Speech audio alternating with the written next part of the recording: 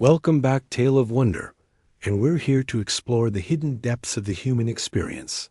Those moments where everything you think you know gets turned completely upside down. If you enjoy stories that remind you that still waters often run the deepest, and that a quiet exterior can hide a will of iron, then do me a favor and hit that subscribe button. It helps us keep these stories coming. Now grab a drink, settle in, and let's begin today's story. Some people are storms. You can feel them coming from a mile away. The air changes, the pressure drops. They are loud, boisterous, and demand to be the center of every room they enter. They leave a trail of chaos, and you always know where you stand with them, which is usually somewhere in their shadow. Marcus Thorne was a storm. A Category 5 hurricane of ego, muscle, and testosterone, all wrapped up in a crisp white chi with a black belt tied so tightly it looked like it was a permanent part of his anatomy. His dojo, Thorne's Defensive Arts Academy, was his kingdom. The walls were lined with mirrors that reflected his self-proclaimed glory, and trophies that gleamed under the harsh fluorescent lights. The air was thick with the scent of sweat, determination, and the faint, unmistakable odor of cheap cleaning supplies trying and failing to mask it all. To his students, Marcus was a god. He was Sensei Thorne, a master of a dozen different styles, a local legend who had supposedly once fought off 3 attackers with a rolled-up newspaper, though the story's details tended to change with every telling. He moved with the arrogant swagger of a man who had never once been truly challenged, a man who believed his own hype with a religious fervor. And then there was Elara Vance. If Marcus was a storm, Elara was the quiet, still air that follows it. She was the calm after the chaos, the person you wouldn't notice in a crowded room unless you were specifically looking for her. And even then, you might miss her. At 32, she was petite, with a frame that seemed almost fragile. She wore sensible shoes, tailored slacks, and soft cashmere cardigans, even in the Malaysian heat. Her hair was often tied back in a neat, practical bun, and a pair of thin-rimmed glasses perched on her nose. Her world was not one of loud kai-ai shouts and the thud of bodies hitting mats. Her world was one of silence, patience, and history. Elara was a senior textile conservator at the National Museum. Her days were spent under the gentle glow of specialized lamps, hunched over priceless, centuries-old fabrics. Her tools were not fists and feet, but fine needles, delicate tweezers, and brushes with bristles as soft as a whisper. Her job was to mend the wounds of time, to painstakingly reweave threads that had frayed, to coax life back into colors that had faded. It was a profession that required a surgeon's precision, a historian's knowledge, and a monk's patience. Her hands, though small and delicate-looking, were incredibly steady and dexterous. They could spend 8 hours a day mending a single square inch of a 17th-century royal socket without a single tremor. She was, in every conceivable way, the physical and spiritual opposite of everything Thorne's Defensive Arts Academy represented. So, what on earth was she doing there, standing awkwardly near the entrance, 3 times a week, every week, for the past 6 months?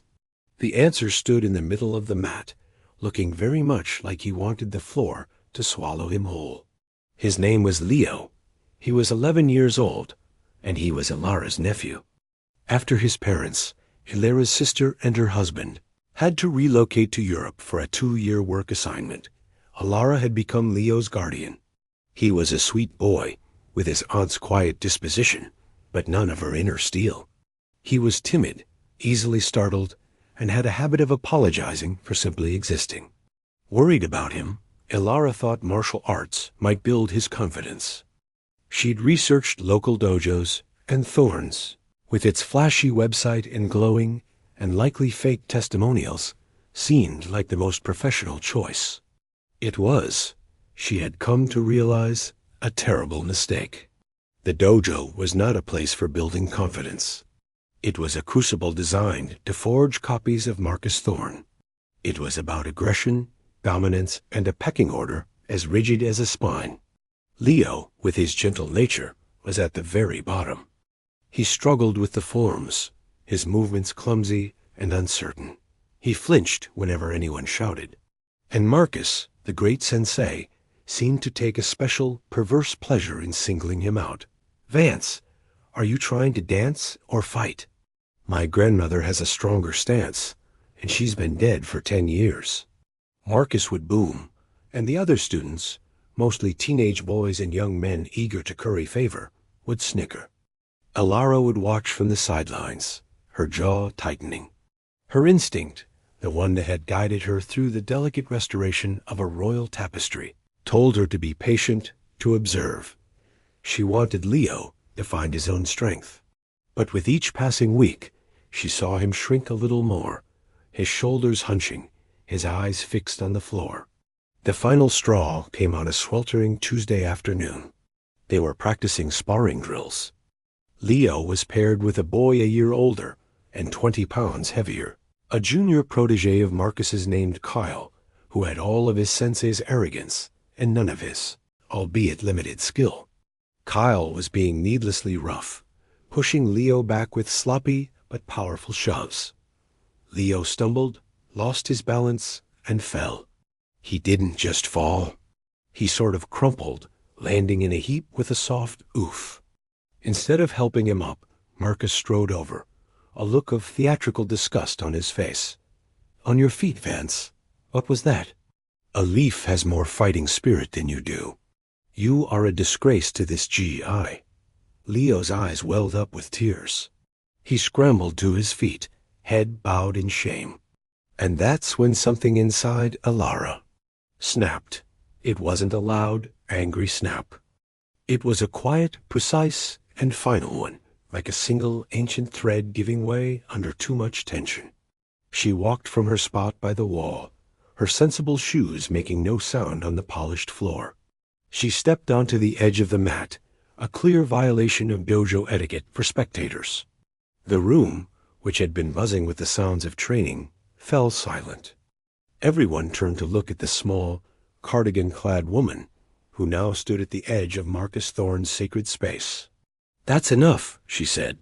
Her voice wasn't loud, but it cut through the air with the clarity of a small bell. Marcus turned, an eyebrow raised in amusement. He looked her up and down, a smirk playing on his lips. "Excuse me? I'm in the middle of a class." "You are in the middle of bullying a child," Elara corrected him, her tone even and cool. "Your class can wait. Leo, come here." Leo looked from his aunt to his sensei, his face a mask of terror and confusion. Marcus chuckled, a low, rumbling sound. He crossed his thick arms over his chest. "Oh, I see. Mama Bear has come to the rescue. Look, lady, this is a dojo, not a daycare. We're teaching boys to be men here. If he can't handle a little pressure, maybe he should take up, I don't know, knitting?" The other students snickered again, emboldened by their sensei's bravado.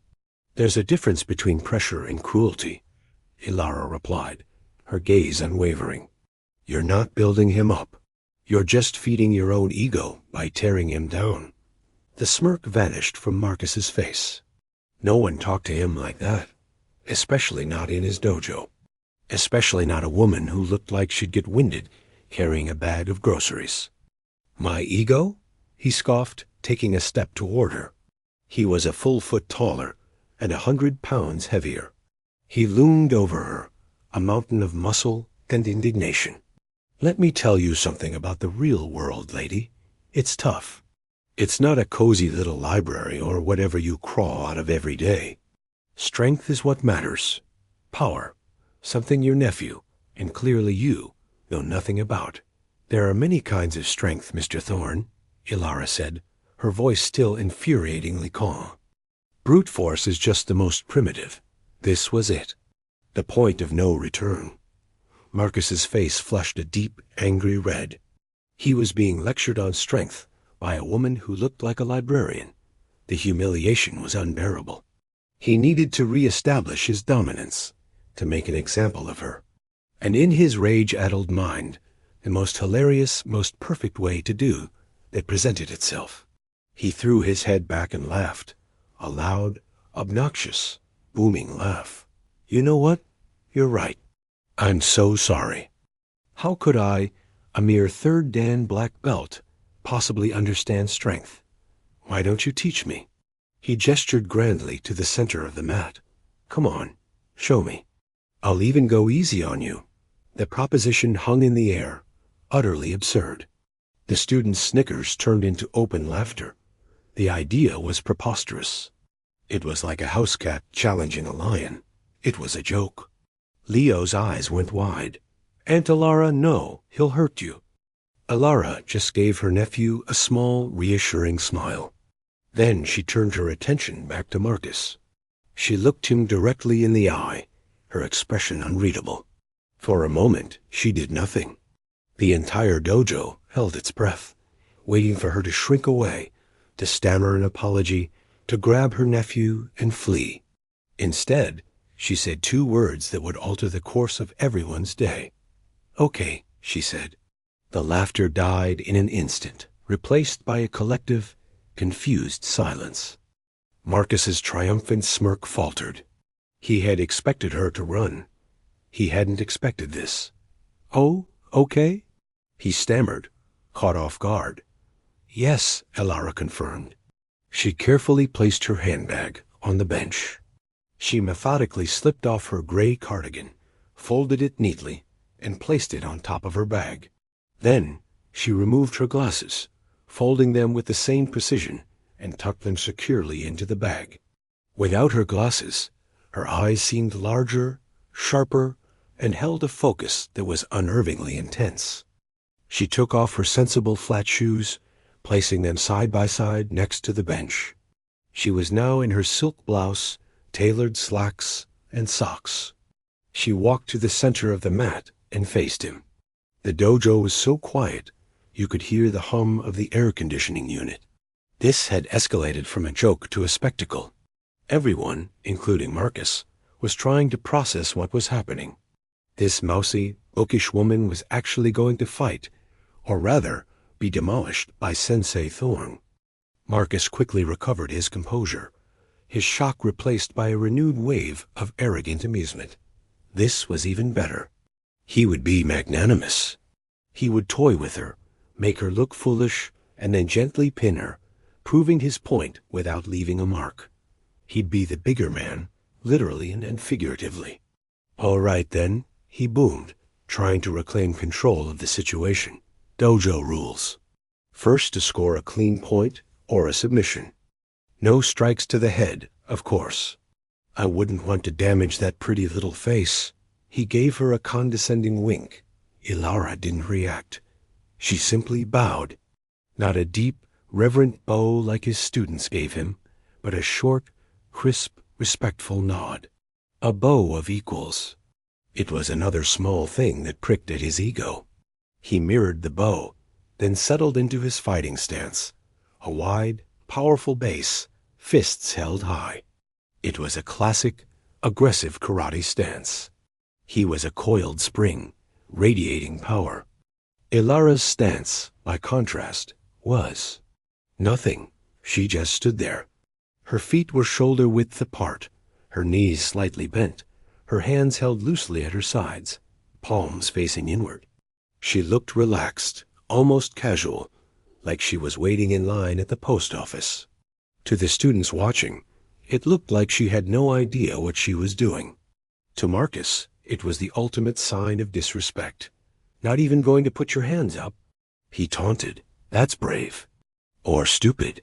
Elara remained silent. Her focus was absolute.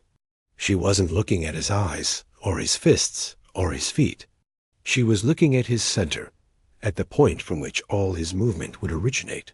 She was reading him, not as an opponent, but as a text. She was analyzing the structure, the predictable patterns, the inherent flaws in his composition. Marcus decided to end this quickly. He lunged forward with a fast, snapping front kick aimed at her stomach. It was a textbook move, designed to be flashy and intimidating, to knock the wind out of her and put her on the ground immediately. He expected her to either freeze in terror or clumsily try to block it. She did neither. At the very last possible microsecond, as his foot was inches from her solar plexus, she moved. It wasn't a big movement. She didn't leap or dodge. She simply shifted her weight to her back foot and rotated her hips, a barely perceptible pivot of maybe 30 degrees.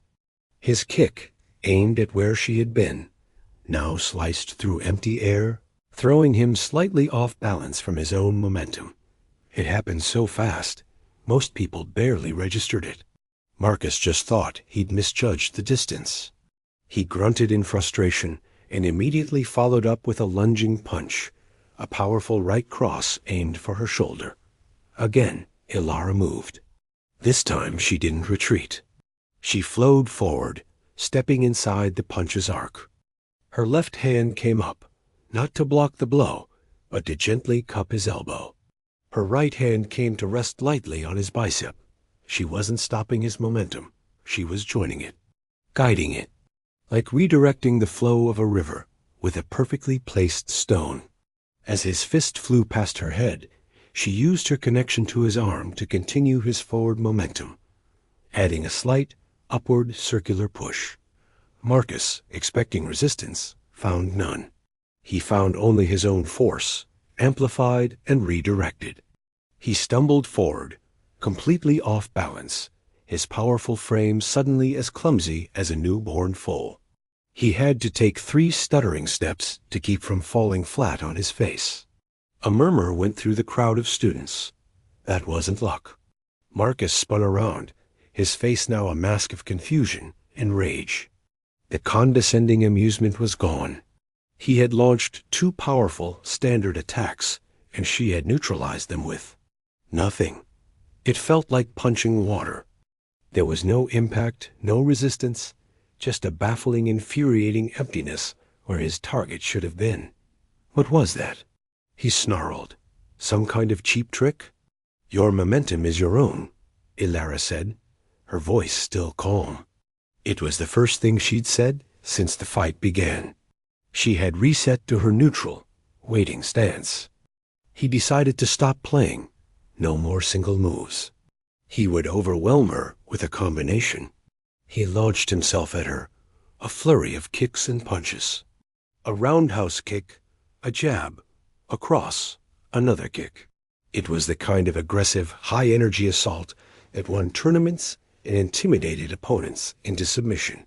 And for Elara, it was like a storm breaking against a cliff face. She didn't stand her ground and block. She yielded. She flowed. She became a ghost on the mat. For every punch he threw, she was no longer there, having shifted just inches out of its path. For every kick, she would turn her body, allowing the blow to glance off harmlessly. Her movements were unervingly economical. There were no wasted steps, no dramatic dodges. It was a masterclass in efficiency, a physical expression of the conservation of energy. To the untrained eye, it looked like Marcus was somehow managing to miss her again and again. But the more experienced students, the brown and junior black belts, were starting to see something else. She wasn't just dodging. She was positioning herself. Every evasion, every subtle shift was setting him up. She was weaving a web, and he was the fly, buzzing around in angry, clueless circles. The memory of her training surfaced in her mind, not as a conscious thought, but as pure instinct. She saw her teacher, Master Ishikawa, in his simple garden. He wasn't a big man. He was old, with skin like wrinkled parchment and eyes that held the wisdom of 1,000 years. He never raised his voice. His lessons weren't about fighting. They were about understanding. "Do not resist the storm, Elara-chan," he would say, as they practiced under the shade of a bonsai maple. "Become the eye of the storm. Let its power flow around you. A rigid tree will snap in the wind. The bamboo bends and survives." Her father, a diplomat who spent years in high-risk posts, had sought out Master Ishikawa for her. He didn't want his daughter to be a fighter. He wanted her to be a survivor. Her training hadn't taken place in a dojo with mats and belts. It had taken place in quiet gardens, on uneven river stones, in cramped rooms. She hadn't learned katas for points. She had learned techniques to disable, to escape, to survive an attack from someone bigger, stronger, and more aggressive. The art was a little-known, highly practical form of Rujutsu, one that focused entirely on joint locks, pressure points, and using an opponent's own energy against them. It was not a sport. There were no tournaments for what she knew. Marcus was getting tired. His wild, powerful attacks were draining his stamina. Sweat was pouring down his face. His breathing was becoming ragged. His frustration was boiling over into blind rage. He had to land one shot. Just one. He had to put this woman down and restore order to his universe. He roared, a primal sound of pure fury, and charged at her, foregoing all technique for a wild, rushing tackle. He was going to grab her, lift her, and slam her into the mat, ending this farce once and for all. This was the opening Elara had been waiting for. As he barreled toward her, she didn't retreat. She took one small, deliberate step forward, directly into his path. Just as his hands were about to grab her, she dropped her center of gravity, sinking low. Her right hand shot out and clamped onto his wrist. Her left forearm pressed firmly against his charging chest. She didn't try to stop him. That would be impossible. Instead, she used her entire body as a fulcrum. As his weight and momentum crashed into her, she pivoted on her back foot. A perfect 180-degree turn. The effect was instantaneous and devastating. Marcus felt as if the world had flipped upside down. His own forward momentum, combined with her pivot, sent him hurtling over her lowered shoulder. He was airborne for a split second, a look of pure, unadulterated shock on his face, before he crashed onto the mat. The landing wasn't gentle. The air exploded from his lungs with a sound like a punctured tire. The thud echoed through the silent dojo. He lay there, gasping for breath, the world spinning. But Elara wasn't finished. Before he could even process what had happened, she was there, flowing with him. She followed him to the ground, her knee pressing lightly but immovably on his solar plexus, pinning him. One of her hands still controlled his wrist, while the other rested gently on the side of his neck, her thumb finding the precise location of the carotid artery. She applied no pressure. She didn't need to. The threat was implicit and absolute. Checkmate. The fight, if it could even be called that, was over. It had lasted perhaps 90 seconds. Marcus Thorne, the mauler, the god of his own dojo, was pinned to the mat by the small, quiet textile conservator in a silk blouse and slacks. He couldn't move. He could barely breathe. All he could see were her eyes, calm and steady, looking down at him not with anger or triumph, but with a kind of mild disappointment. The silence in the dojo was a physical thing. It was heavier than the humid air, more profound than the shock. Jaws were on the floor. The teenage boys who had been snickering moments before looked like they had just seen a ghost. They were staring at Elara as if she had just shape-shifted before their very eyes. They had come to see a joke, a lamb being led to the slaughter. Instead, they had witnessed a masterclass. They had watched a lion get completely and effortlessly dismantled by a creature they hadn't even realized was a predator. Elara leaned in slightly, her voice a soft whisper that only he could hear. "Arrogance leaves you open," she said. "Cruelty is a weakness. You are not a teacher. You are just a bully with a belt. You have taught my nephew nothing about strength, but you have taught him everything about fear. That is your failure, not his." She then removed her knee and stood up, brushing a non-existent piece of dust from her slacks. She walked over to Marcus's fallen black belt, which had come undone in the throw. She picked it up, folded it neatly, and placed it on his chest as he lay there, still gasping. She walked off the mat, her bare feet making soft padding sounds. She went to her nephew, who was staring at her with wide, worshipful eyes, a grin slowly spreading across his face for the first time in months. She collected her shoes, her glasses, her cardigan, and her bag. She took Leo's hand. "Come on, sweetie," she said gently, her voice back to its normal, warm tone. "I think we're done here." As they walked towards the door, one of the senior students, a young man who had always been quietly respectful, broke the silence. "Wait," he called out. "What style was that? Who are you?" Elara paused at the door and looked back. She gave a small, enigmatic smile. "I'm just Leo's aunt," she said. And then she was gone. The fallout was immediate and catastrophic for Marcus Thorne. In the age of smartphones, of course, someone had been recording. The video was uploaded before Elara and Leo had even reached their car. It didn't go globally viral, but it ripped through the local and national martial arts community like a wildfire. The footage was undeniable. It wasn't a lucky shot. It was a systematic, effortless deconstruction of an arrogant black belt by a mysterious, unassuming woman.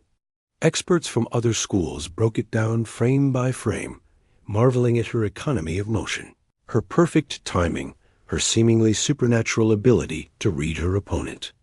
They called her technique flawless, fluid, and utterly terrifying.